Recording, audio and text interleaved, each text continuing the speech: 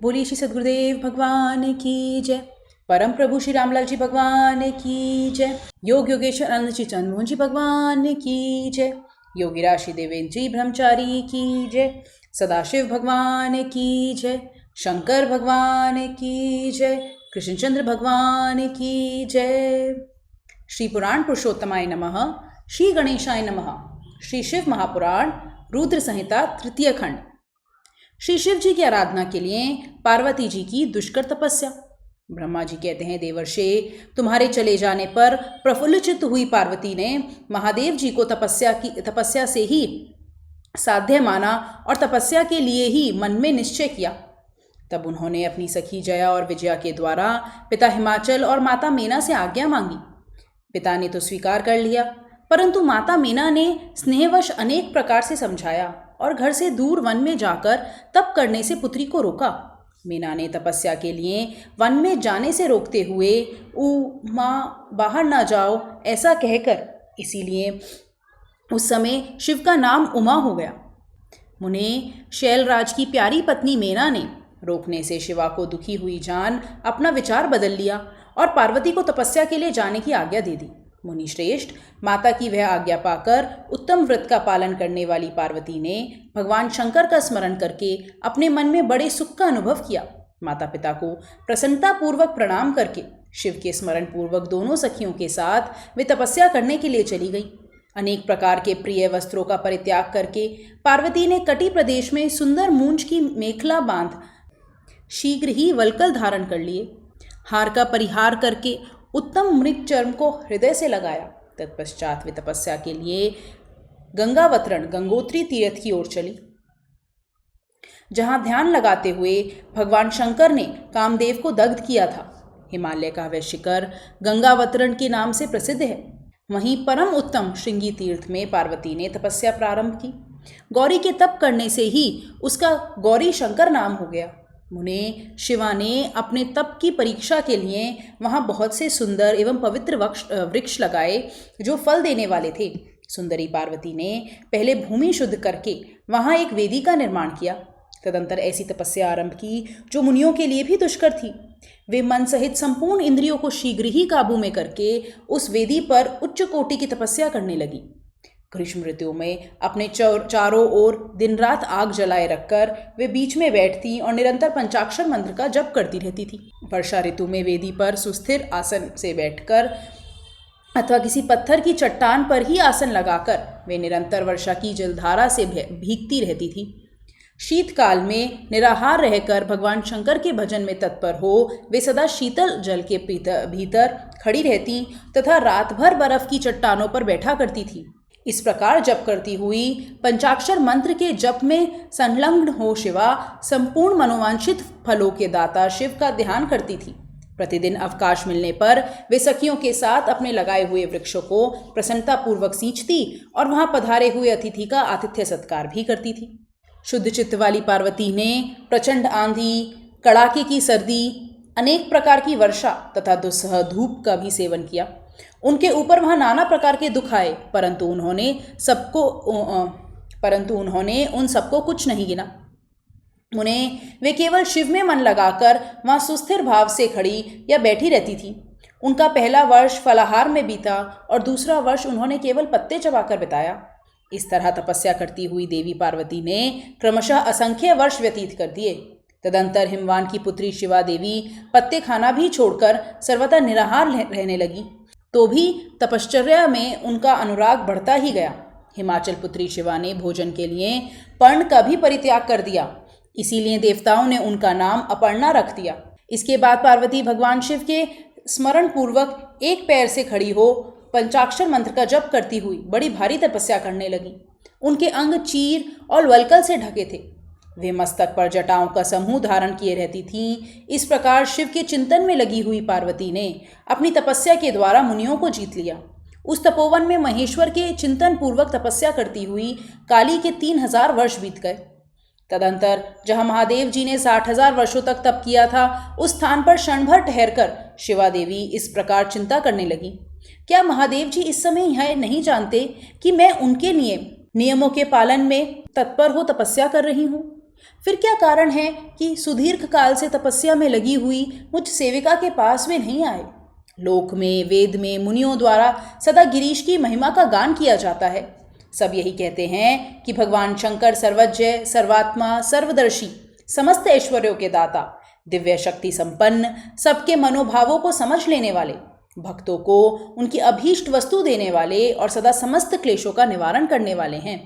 यदि मैं समस्त कामनाओं का परित्याग करके भगवान वृषभध्वज में अनुरुक्त हुई हूँ, तो वे कल्याणकारी भगवान शिव यहाँ मुझ पर प्रसन्न हों।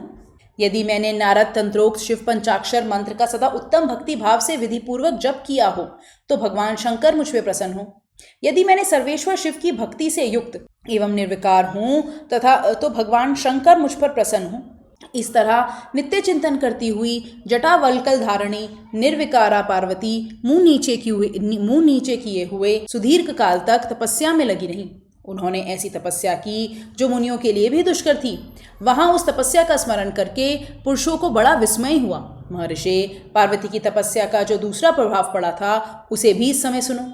जगदम्बा पार्वती का वह महान तप परम आश्चर्यजनक था।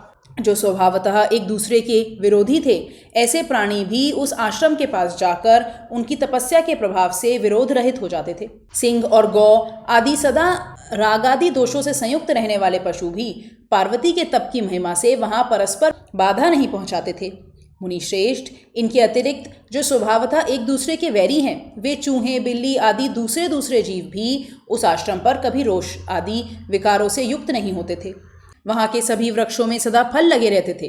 भांति भांति के तृण और विचित्र पुष्प उन वन की शोभा बढ़ाते थे। वहां का सारा वन प्रांत कैलाश के समान हो गया। पार्वती के तप की सिद्धि का साकार रूप बन गया। पार्वती की तपस्या विषयक दृढ़ता, उनका पहले से भी उग्र तप, उससे त्रिलोकी का संतप्त होना और समस्त देवताओं के साथ ब्रह्मा और विष्णु का भगवान शिव के स्थान पर जाना। ब्रह्मा जी कहते हैं, हे मुनीश्वर, शिव की प्राप्ति के लिए इस प्रकार तपस्या करती हुई पार्वती के बहुत वर्ष बीत गए, तो भी भगवान शंकर प्रकट नहीं हुए। तब हिमाचल, मेना, मेरु और मंदराचल आदि ने आकर पार्वती को समझाया और शिव की प्राप्ति को अत्यंत दुष्कर बताकर उनसे यह अनुरोध किया कि तुम तपस्या छोड़कर घर को लौट चलो। तब उन सब की बात सुनकर पार्वती जी ने कहा, पिताजी, माताजी तथा मेरे सभी बांधव, मैंने पहले जो बात कही थी उसे क्या आप लोगों ने भुला दिया है? अस्तु, इस समय भी मेरी जो प्रतिज्ञा है उसे आप लोग सुन लें। जिन्होंने रोष से कामदेव को जलाकर भस्म कर दिया है, वे महादेव जी यद्यपि विरक्त हैं, तो भी मैं अपनी तपस्या से उन भक्तवत्सल भगवान शंकर को अवश्य संतुष्ट करूंगी।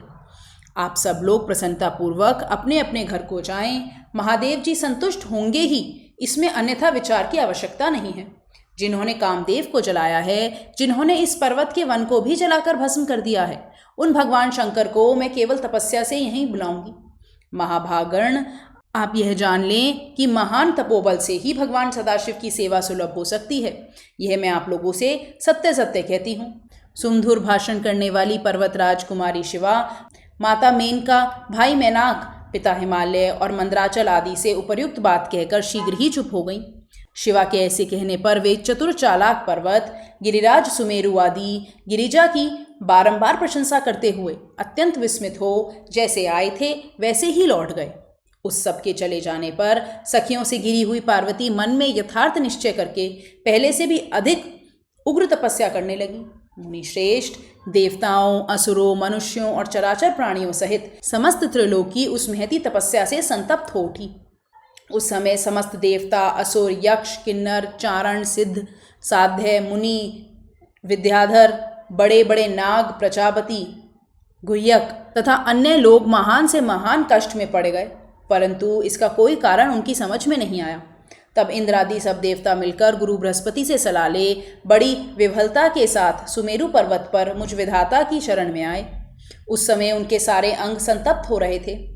वहां आ मुझे प्रणाम करके उन सभी व्याकुल और कांतिहीन देवताओं ने मेरी स्तुति करके एक साथ ही मुझसे पूछा, प्रभो, जगत के संतप्त होने का क्या कारण है? उनका यह प्रश्न सुनकर मन ही मन शिव का स्मरण करके विचारपूर्वक मैंने सब कुछ जान लिया। इस समय विश्व में जो दाह उत्पन्न हो गया है वह गिरिराज की तपस्या का फल है। यह जानकर मैं उन सबके साथ शीघ्र ही क्षीर सागर को गया। वहां जाने का उद्देश्य भगवान विष्णु से सब कुछ बताना था। वहां पहुंचकर देखा भगवान श्रीहरि सुखद आसन पर विराजमान हैं। देवताओं के साथ मैंने हाथ जोड़कर प्रणाम पूर्वक उनकी स्तुति की और कहा, हे महाविष्णु, तपस्या में लगी हुई पार्वती के परम उग्र तप से संतप्त हो हम सब लोग आपकी शरण में आए हैं। आप हमें बचाइए, बचाइए। हम सब देवताओं की यही बात सुनकर शेष शैया पर बैठे हुए भगवान लक्ष्मीपति हमसे बोले। श्री विष्णु ने कहा, देवताओं, मैंने आज पार्वती जी की तपस्या का सारा कारण जान लिया है, अतः तुम लोगों के साथ अब परमेश्वर शिव के समीप चलता हूँ। हम सब लोग मिलकर यही प्रार्थना करेंगे कि वे गिरिजा को ब्याह कर अपने यहाँ ले आवें। अमरो, इस समय समस्त संसार के कल्याण के लिए भगवान से शिवा के पाणी ग्रहण के लिए अनुरोध करना है। देवादिदेव पिनाकधारी भगवान शिव शिवा को वर देने के लिए जैसे भी वहीं उन्हीं के आश्रम पर जाएं, इस समय हम वैसा ही प्रयत्न करें। अतः परम मंगलमय महाप्रभु रुद्र जहाँ उग्र तपस्या में लगे हुए हैं, वहीं हम सब लोग चलते हैं। भगवान विष्णु की यह बात सुनकर समस्त देवता आदि हठी, क्रोधी और जलाने के लिए उद्यत रहने वाले प्रलयंकर रुद्र से अत्यंत भयभीत हो बोले। देवताओं ने बोला, भगवान, जो महाभयंकर कालाग्नि के समान दीप्तिमान और भयानक नेत्रों से युक्त हैं, उन रोष भरे महाप्रभु रुद्र के पास हम लोग नहीं जा सकेंगे, क्योंकि जैसे पहले उन्होंने कुपित हो दुर्जय काम को भी जला दिया था, उसी प्रकार वे हमें भी दग्ध कर डालेंगे, इसमें संशय नहीं है। हे मुने, इंद्रादि देवताओं की बात सुनकर लक्ष्मीपति श्री हरि ने उन सबको सांत्वना देते हुए कहा। श्री हरि बोले, देवताओं, तुम सब लोग प्रेम और आदर के साथ मेरी बात सुनो। भगवान शिव देवताओं के स्वामी तथा उनके भय का नाश करने वाले हैं, वे तुम्हें नहीं दग्ध करेंगे। तुम सब लोग बड़े चतुर हो, अतः तुम्हें शंभु की कल्याणकारी मानकर हमारे साथ सबके उत्तम प्रभु उन महादेव जी की शरण में चलना चाहिए। भगवान शिव पुराण पुरुष, सर्वेश्वर, वर्णीय, परात्पर, तपस्वी और परमात्म स्वरूप हैं, अतः हमें उनकी शरण में अवश्य ले चलना चाहिए। प्रभावशाली विष्णु के ऐसा कहने पर सब देवता उनके साथ पिनाक पाणी शिव का दर्शन करने के लिए गए। मार्ग में पार्वती का आश्रम पहले पड़ता था, अतः उन गिरिराज नंदिनी की तपस्या देखने के लिए विष्णु आदि सब देवता कौतूहल पूर्वक उनके आश्रम पर गए। पार्वती के श्रेष्ठ तप को देखकर सब देवता उनके उत्तम तेज से व्याप्त हो गए। उन्होंने तपस्या में लगी हुई उन तेजोमयी जगदम्बा को नमस्कार किया और साक्षात सिद्धि स्वरूपा शिवा देवी के तप की भूरी भूरी प्रशंसा करते हुए वे सब देवता उस स्थान पर गए जहाँ भगवान वृषभध्वज विराजमान थे। मुने, वहाँ पहुंचकर सब देवताओं ने पहले तुम्हें उनके पास भेजा और स्वयं वे मदन दहनकारी भगवान हर से दूर ही खड़े रहे। वे वहीं से ये देखते रहे कि भगवान शिव कुपित हैं या प्रसन्न। नारद, तुम तो सदा निर्भय रहने वाले और विशेषतः शिव के भक्त हो, अतः तुमने भगवान शिव के स्थान पर जाकर उन्हें सर्वथा प्रसन्न किया। फिर वहाँ से लौटकर तुम श्री विष्णु आदि सब देवताओं को भगवान शिव के स्थान पर ले गए। वहाँ पहुंचकर विष्णु आदि सब देवताओं ने देखा भक्तवत्सल भगवान शिव सुखपूर्वक प्रसन्न मुद्रा में बैठे हैं। अपने गणों से घिरे हुए शंभु तपस्वी का रूप धारण किए हुए योग पट पर आसीन थे। उन परमेश्वर रूपी शंकर का दर्शन करके मेरे सहित श्री विष्णु तथा अन्य देवताओं, सिद्धों और मुनीश्वरों ने उन्हें प्रणाम करके वेदों और उपनिषदों के सूत्रों द्वारा उनका स्तवन किया। देवताओं का भगवान शिव से पार्वती के साथ विवाह करने का अनुरोध, भगवान का विवाह के दोष बताकर अस्वीकार करना तथा उनके पुनः प्रार्थना करने पर स्वीकार कर लेना। ब्रह्मा जी कहते हैं, नारद, देवताओं ने वहां पहुंचकर भगवान रुद्र को प्रणाम करके उनकी स्तुति की। तब नंदिकेश्वर ने भगवान शिव से उनकी दीन बंधुता एवं भक्त वत्सलता की प्रशंसा करते हुए कहा, प्रभो, देवता और मुनि संकट में पड़कर आपकी शरण में आए हैं। हे सर्वेश्वर, आप उनका उद्धार करें। दयालु नंदी के इस प्रकार सूचित करने पर भगवान शंभु धीरे धीरे आंखें खोलकर ध्यान से उपरत हुए। समाधि से विरत हो परम ज्ञानी परमात्मा एवं ईश्वर शंभु ने समस्त देवताओं से इस प्रकार कहा। शंभु बोले, श्री विष्णु और ब्रह्मा आदि देवेश्वरों, तुम सब लोग मेरे समीप कैसे आए? तुम अपने आने का जो भी कारण है वह शीघ्र बताओ। भगवान शंकर का यह वचन सुनकर सब देवता प्रसन्न हों कारण बताने के लिए भगवान विष्णु के मुंह की ओर देखने लगे। तब शिव के महान भक्त और देवताओं के हितकारी श्री विष्णु मेरे बताए हुए देवताओं के महत्तर कार्य को सूचित करने लगे। उन्होंने कहा, शंभो, तर्कासुर ने देवताओं को अत्यंत अद्भुत एवं महान कष्ट प्रदान किया है। यह बताने के लिए सब देवता यहाँ आए हैं। भगवान, आपके औरस पुत्र से ही तारक दैत्य मारा जा सकेगा और किसी प्रकार से नहीं। मेरा यह कथन सर्वथा सत्य है। हे महादेव, इस प्रकार विचार करके आप कृपा करें, आपको नमस्कार है। हे स्वामिन, तारकासुर के द्वारा उपस्थित किए गए इस कष्ट से आप देवताओं का उद्धार कीजिए। हे देव, हे शंभु, आप दाहिने हाथ से गिरिजा का पानी ग्रहण करें। गिरिराज हिमवान के द्वारा दी हुई महानुभावा पार्वती को पानी ग्रहण के द्वारा ही अनुग्रहित कीजिए। श्री विष्णु का यह वचन सुनकर योगपरायण भगवान शिव ने उन सबको उत्तम गति का दर्शन कराते हुए इस प्रकार कहा, हे देवताओं, ज्यों ही मैंने सर्वांग सुंदरी गिरिजा देवी को स्वीकार किया, त्यों ही समस्त सुरेश्वर तथा ऋषि मुनि सकाम हो जाएंगे। फिर तो वे परमार्थ पथ पर चलने में समर्थ ही न हो सकेंगे। दुर्गा अपने पाणी ग्रहण मात्र से ही कामदेव को जीवित कर सकेंगी। हे विष्णु, मैंने कामदेव को जलाकर देवताओं का बहुत बड़ा कार्य सिद्ध किया है। आज से सब लोग मेरे साथ सुनिश्चित रूप से निष्काम होकर रहें। देवताओं, जैसे मैं हूँ उसी तरह तुम सब लोग पृथक पृथक रहकर कोई विशेष प्रयत्न किए बिना ही अत्यंत दुष्कर एवं उत्तम तपस्या कर सकोगे। अब उस मदन के न होने से तुम सब देवता समाधि के द्वारा परमानंद का अनुभव करते हुए निर्विकार हो जाओ, क्योंकि काम नरक की ही प्राप्ति कराने वाला है। काम से क्रोध होता है, क्रोध से मोह होता है और मोह से तपस्या नष्ट होती है। अतः तुम सभी श्रेष्ठ देवताओं को काम और क्रोध का परित्याग कर देना चाहिए। मेरे इस कथन को कभी अन्यथा नहीं समझना चाहिए। ब्रह्मा जी कहते हैं, हे नारद, वृषभ के चिन्ह से युक्त ध्वजा धारण करने वाले भगवान महादेव ने इस प्रकार की बातें सुनाकर ब्रह्मा, विष्णु, देवताओं तथा मुनियों को निष्काम धर्म का उपदेश दिया। तदंतर भगवान शंभु पुनः ध्यान लगाकर चुप हो गए और पहले की ही भांति पार्षदों से घिरे हुए सुस्थिर भाव से बैठ गए। वे अपने मन में ही स्वयं आत्मस्वरूप, निरंजन, निराभास, निर्विकार, निरामय, परात्पर, नित्य ममता रहित, निर्विग्रह, शब्दातीत, निर्गुण, ज्ञान गम्य एवं प्रकृति से परमात्मा का चिंतन करने लगे। इस प्रकार परम स्वरूप का चिंतन करते हुए वे ध्यान में स्थित हो गए। बहुत से प्राणियों की सृष्टि करने वाले भगवान शिव ध्यान करते करते ही परमानंद में निमग्न हो गए। श्रीहरि एवं इंद्र आदि देवताओं ने जब परमेश्वर शिव को ध्यानमग्न देखा, तब उन्होंने नंदी की सम्मति ली। नंदी ने पुनः दीन भाव से स्तुति करने के लिए कहा। उनकी इस सत्सम्मति के अनुसार देवता स्तुति करने लगे, वे भोले देवादेव महादेव, करुणा सागर प्रभु, हम आपकी शरण में आए हैं, आप महान क्लेश से हमारा उद्धार कीजिए। ब्रह्मा जी कहते हैं, हे नारद, इस प्रकार बहुत दीनता पूर्वक उक्ति से देवताओं ने भगवान शंकर की स्तुति की। इसके बाद वे सब देवता प्रेम से व्याकुल चित हो उच्च स्वर से फूट फूट कर रोने लगे। मेरे साथ भगवान श्री हरि उत्तम भक्ति भाव से युक्त हो मन ही मन भगवान शंभु का स्मरण करते हुए अत्यंत दीनतापूर्ण वाणी द्वारा उनसे अपना अभिप्राय निवेदन करने लगे। देवताओं के, मेरे तथा श्रीहरि के इस प्रकार बहुत स्तुति करने पर भगवान महेश्वर अपनी भक्त वत्सलता के कारण ध्यान से विरत हो गए। उनका मन अत्यंत प्रसन्न था। वे भक्तवत्सल शंकर, श्रीहरि आदि को करुणा दृष्टि से देखकर उनका हर्ष बढ़ाते हुए बोले, विष्णु, ब्राह्मण तथा इंद्र आदि देवताओं, तुम सब लोग एक साथ यहाँ किस अभिप्राय से आए हो? मेरे सामने सच सच बताओ। श्रीहरि ने कहा, महेश्वर, आप सर्वज्ञ हैं, सबके अंतर्यामी ईश्वर हैं। क्या आप हमारे मन की बात नहीं जानते? अवश्य जानते हैं, तथापि आपकी आज्ञा से मैं स्वयं भी कहता हूँ। हे सुखदायक शंकर, हम सब देवताओं को तारकासुर से अनेक प्रकार का दुख प्राप्त हुआ है, इसीलिए देवताओं ने आपको प्रसन्न किया है। आपके लिए ही उन्होंने गिरिराज हिमालय से शिवा की उत्पत्ति कराई है। शिवा के गर्भ से आपके द्वारा जो पुत्र उत्पन्न होगा, उसी से तारकासुर की मृत्यु होगी, दूसरे किसी उपाय से नहीं। ब्रह्मा जी ने उस दैत्य को यही वर दिया है, इस कारण दूसरे से उसकी मृत्यु नहीं हो पा रही है। अतएव वह निडर होकर सारे संसार को कष्ट दे रहा है। इधर नारद जी की आज्ञा से पार्वती कठोर तपस्या कर रही हैं। उनके तेज से समस्त चराचर प्राणियों सहित त्रिलोकी आच्छादित हो गई है। इसीलिए परमेश्वर, आप शिवा को वर देने के लिए जाइए। हे स्वामिन, देवताओं का दुख मिटाइए और हमें सुख दीजिए।